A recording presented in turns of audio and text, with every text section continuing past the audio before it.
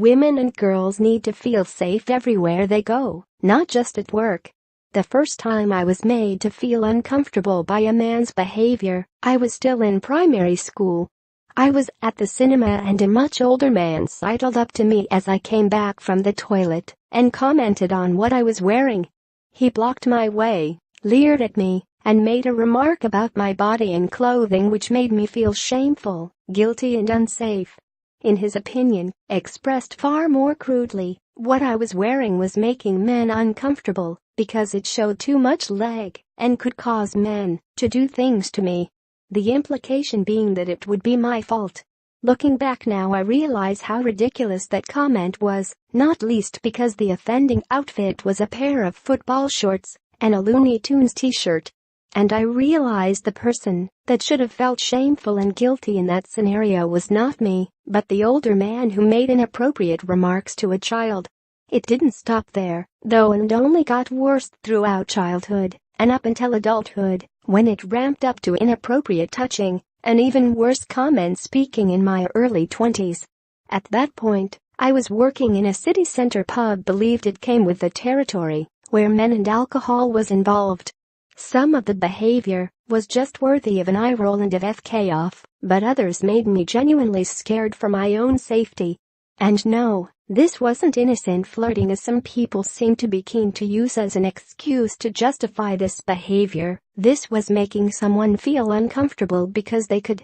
Standing in a busy pub glass collecting, I often wouldn't know who owned the hand which was currently grabbing me by the pussy.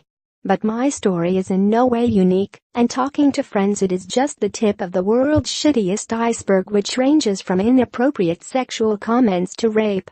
It is a spectrum which is made clear by the behavior of Harvey Weinstein, and now includes accusations against Kevin Spacey, Brett Ratner and MPs in Westminster. The latter refers to a dossier drawn up by staff working with the Conservative Party which listed 36 MPs accused of inappropriate sexual behavior. It includes allegations against 21 serving or former ministers, which range from groping to paying money to keep women quiet. These revelations have led calls for better protection from sexual abuse for working women, but it is not just places of work where there is inappropriate sexual behavior. Westminster isn't alone in having a dossier warning about the predatory behavior of some men. These lists exist, both physically and metaphorically, in pretty much every walk of life. It begins early. Whispered lists among schoolgirls, older boys who hang around the neighborhood to be wary of, places not to walk on your own. Of course, not all men, not even the majority of men, but enough to make you have to moderate your behavior. Women have to devise strategic plans to get everyone home safely after a night out, the promise of a phone call to let everyone know you arrived in one piece. Walking alone, keys placed between the knuckles, as if they would help if the worst happened, avoiding shortcuts and alleyways. In winter it is even more difficult as the nights draw in. But it shouldn't be like this. And when it happens, we definitely should be believed without the caveats that come along with it. Were you drunk? Did you lead them on? What were you wearing? Because the first time it happened to me, I was wearing a cartoon t-shirt and a pair of football shorts. And instead of the shame I used to feel about that incident, I now just feel angry. The decades have passed, and girls are still dealing with the same old shit. It isn't just about women, it is about the safety of everyone, where the scales of power are tipped against them.